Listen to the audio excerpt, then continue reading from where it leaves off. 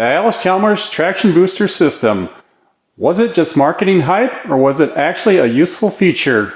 Here's what you're going to need to know on how to operate your Allis Chalmers traction booster system for the WD series of tractors. In this video, we're going to talk about what the traction booster system is, and we're going to take this WD45 and hook it up to a 3-bottom snap coupler plow, and we're going to do some demonstrations on it.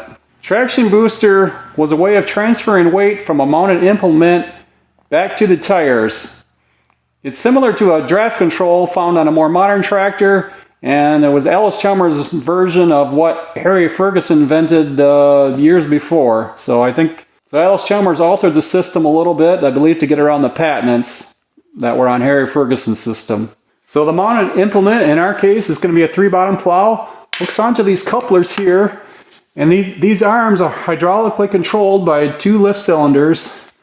And if we look underneath here, here's a way of attaching the plow. There's an arm that comes underneath the plow and snaps into here.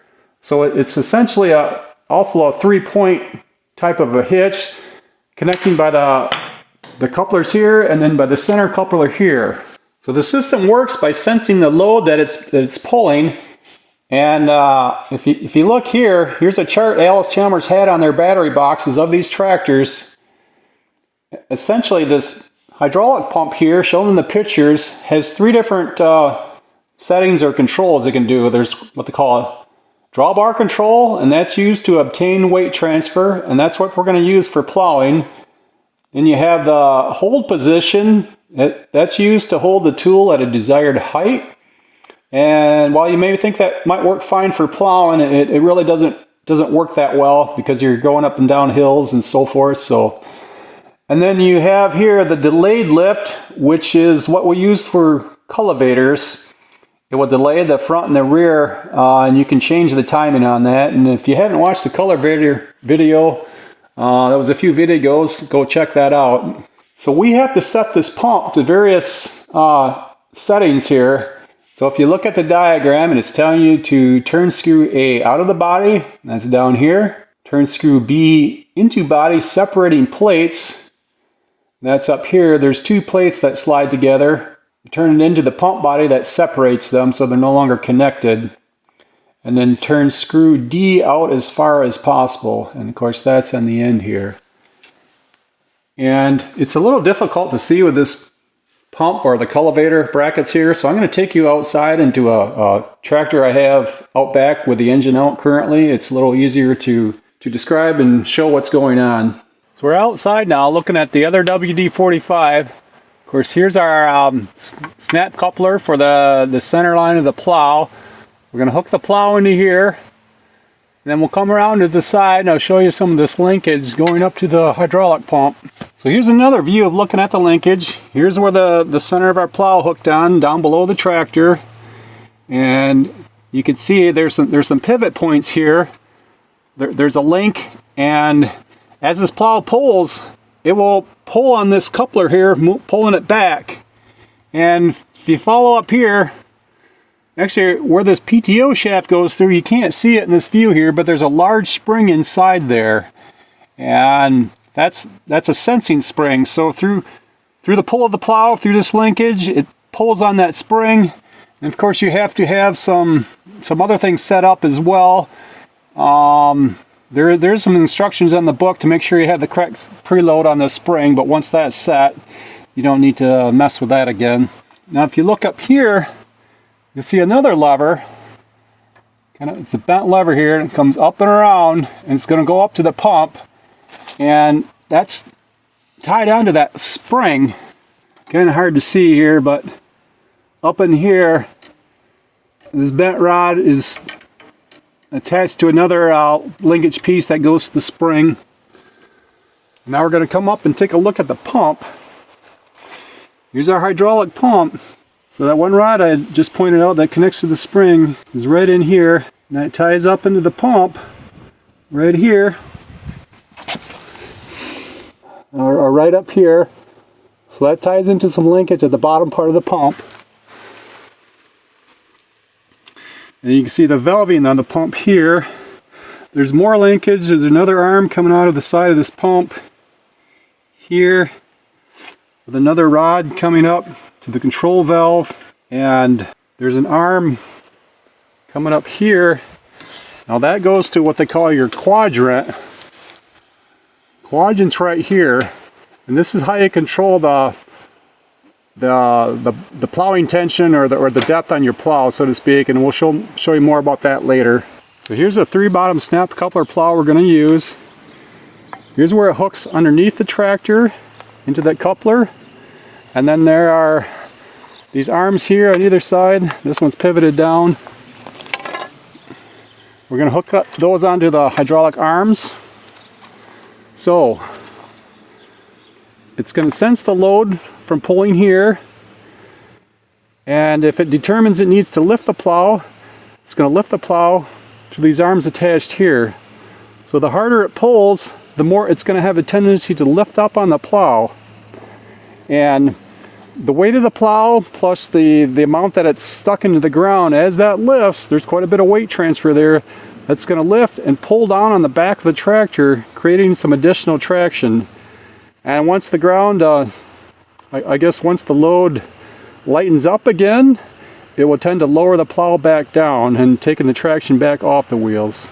We're going to come back out in a little bit, hook the tractor on, and then do a demonstration in the field. I also have a attachment I'm going to attach here with a wheel, with a measuring stick that'll hopefully show you how it works in action. The cultivator tractor is going to be put back into some action again. Removing these cultivators is typically not a big deal, but with these fertilizer attachments on, that adds a considerable amount of more work to remove these. So I'm going to leave these cultivators on. I have them moved up to a higher position, and they're being held on by these rods here, and with these adjustable stops, and so essentially these handles are holding them up. So it's probably 6 or so inches off the ground. I don't think that's going to interfere when we're plowing, but if they do dig in a little bit, it's not really going to be a problem. I also had to turn this hydraulic cylinder around because this was swung down and around and would have attached up here to lift the cultivators. So now we have both cylinders on either side that are going to lift the arms.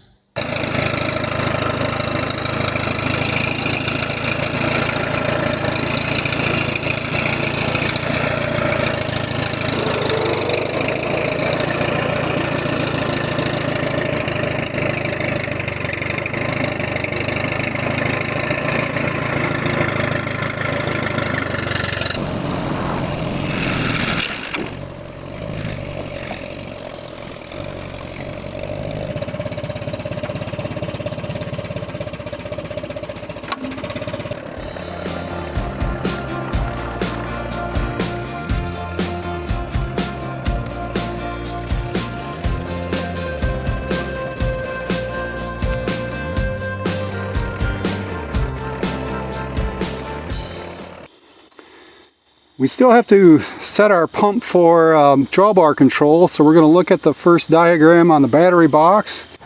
We need to turn screw A out of the body. So screw A is down below. So I'm turning that out right now.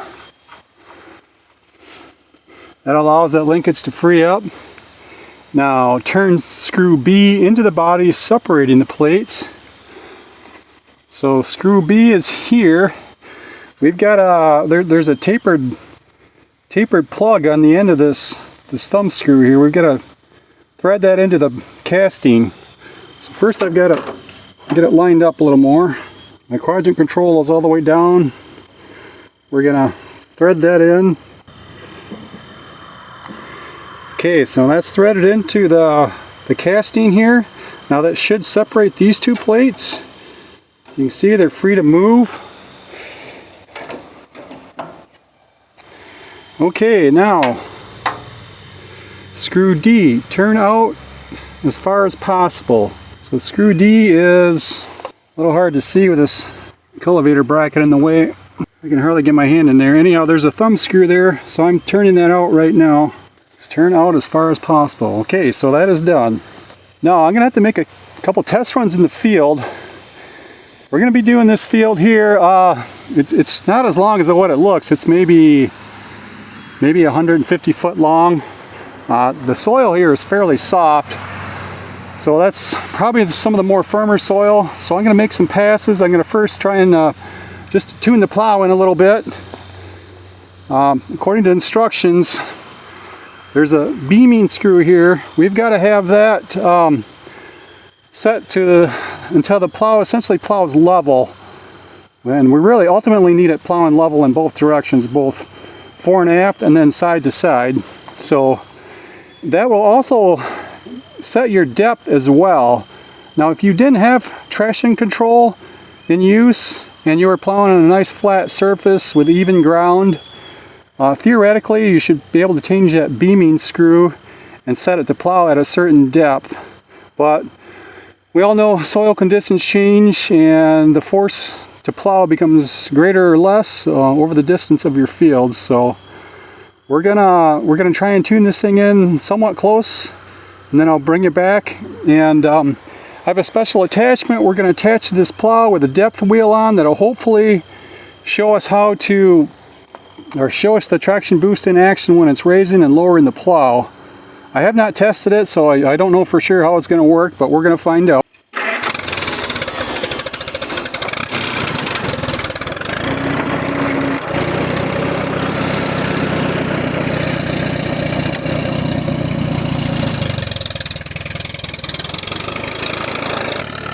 Here I'm making a couple passes down the field, trying to get the plow level from front to back and then side to side. I'm only traveling one direction in the field. I get to the end of the field, turn around, come back, and start back in the same furrow.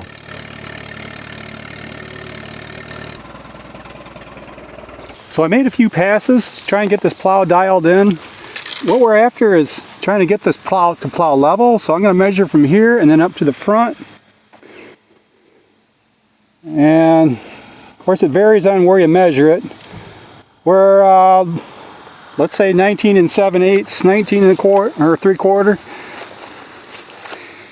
Here, yeah, we're also about 19 7/8.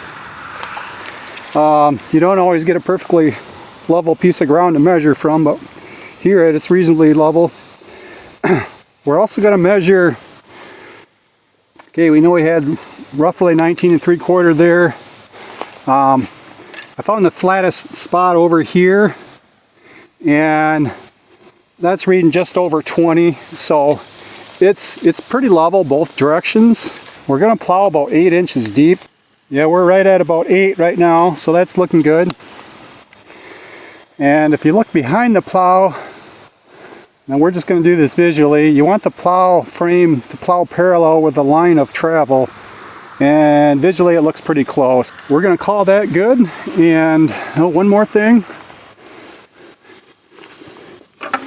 if you go up here and look at the quadrant, there are increments here. There's large lines through here, then there's shorter lines through here. So I'm going to move over 1 large line, 2 large lines. I'm moving over 2.5 marks, and that's where I'm plowing about 8 inches. I have a depth apparatus. I'm going to walk back and grab that, and we're going to clamp it to the plow and see how that works.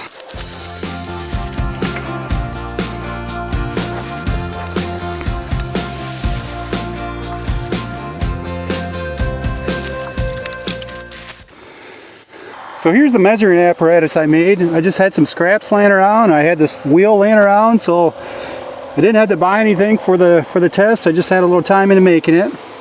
So what my hope is here, you can see it's clamped to the frame. This travels up and down, and I have a gauge on here. I actually added this to put a little weight or pressure onto this wheel. Now the soil is obviously going to vary some, but we're going to try and catch the depth. We're gonna make some passes at different settings on the quadrant and see if we can see if it shows up on our scale here. So when I measured in the furrow, it read about 8 inches. It's reading about 8 1/4 here, so it's pretty close. Now my first pass across the field, I'm going to run it at a depth of 2.5 markings on the quadrant. Probably go one half increment either way on the next several passes, and we'll try and capture the depth wheel on the camera.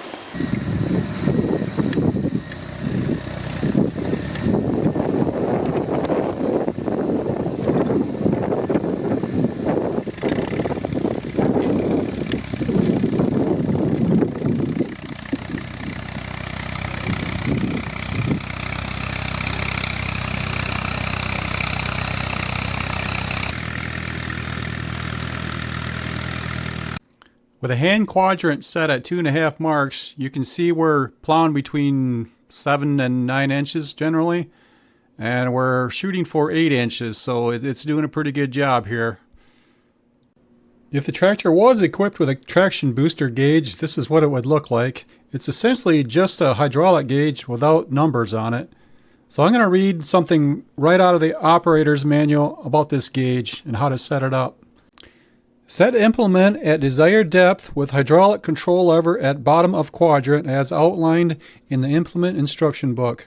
Raise lever slowly until gauge barely registers. Weight transfer will now take place as needed. If extreme drawbar loads are encountered and rear wheel loses traction, raise lever a little more. When the condition returns to normal, lower lever to the original position. Fluctuation of the gauge is normal and shows that the weight is being transferred in the amount needed to compensate for the change in soil conditions.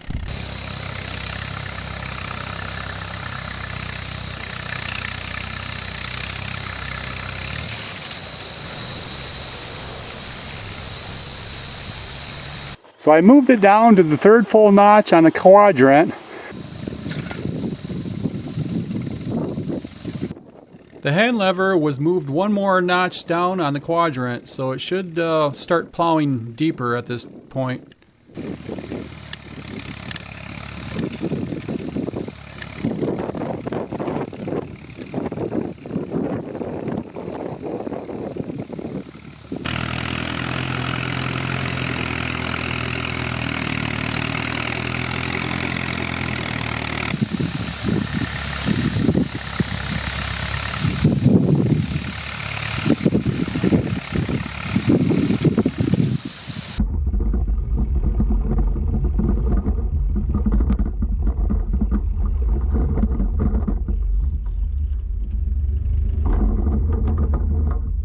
We were plowing about 8 inches deep. Now my scale is actually reading backwards. Before we were around 8, and now it's showing 6 because it's coming up. Really, this scale should have been reorientated. We're just gonna measure this furrow. So on our previous measurement, we were plowing about 8. And yeah, it's probably hard to tell with the camera angle here, but we are plowing close to 10, so it just that one notch on the quadrant moved it about 2 inches. We're gonna now move it just 1 mark or half a full mark on the quadrant, and to see if it plows shallower.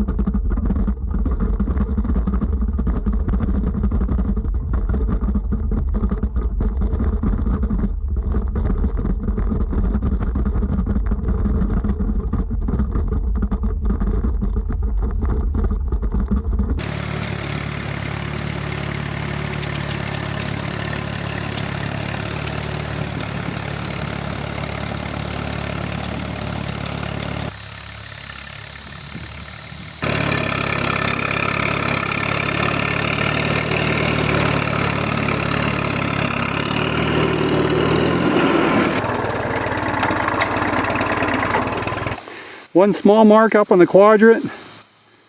Now it looks like it's plowing about 6 inches. Let's just walk down here a little further, see if we're getting a relatively consistent depth.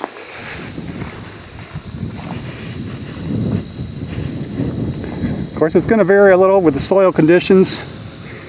Here there's a little bit of clay mixed in.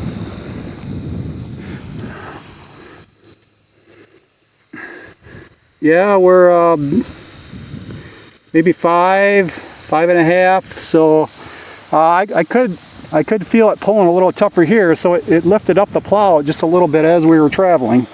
So that was the traction booster doing what it's supposed to do.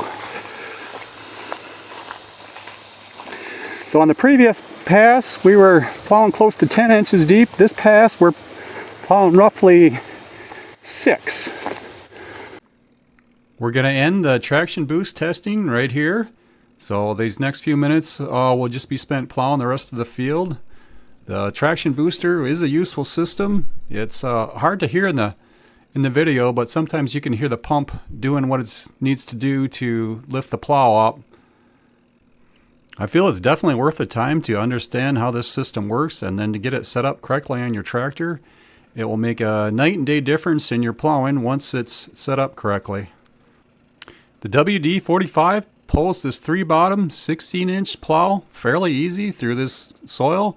Granted, it's not hard clay, but when it's set up correctly, it doesn't have to work real hard to pull it along. Thanks for taking the time to watch the video. I really appreciate it. If you could subscribe to the channel, it'll greatly help out. It's a lot of effort making these videos, so any help would be greatly appreciated. And please give it a thumbs up. Enjoy the remainder of the plowing.